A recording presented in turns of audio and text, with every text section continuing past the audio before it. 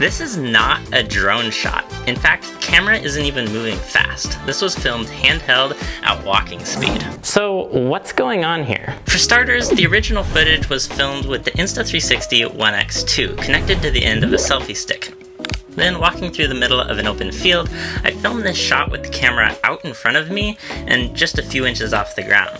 Now, straight out of camera, this footage does not look like a fast-moving FPV drone shot.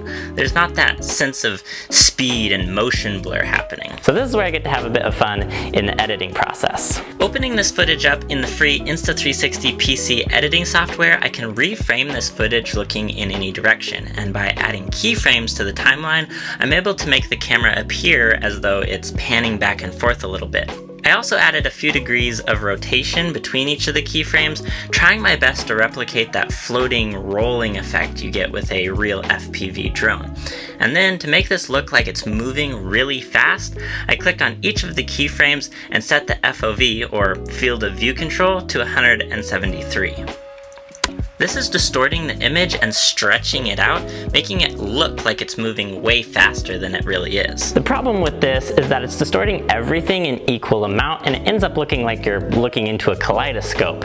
So what I want is just for the foreground right in front of the camera to look like it's moving really fast, and then stuff that's further away shouldn't look like it's moving as fast. Like the trees along the horizon and the sky, I don't want those to be blurred. So I'm going to export this footage just the way it is right now, and then I'm going to go back into the editing panel and go through each of the keyframes, setting the FOV control down to 130, and export this video clip as well.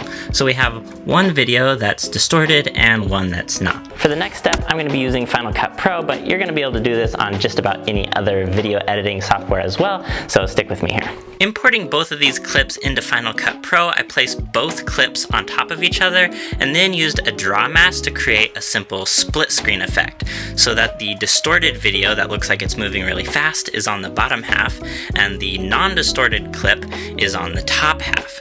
Last of all, I used keyframes to adjust the mask throughout the video so that it would rotate and stay even with the horizon. And here's the final result.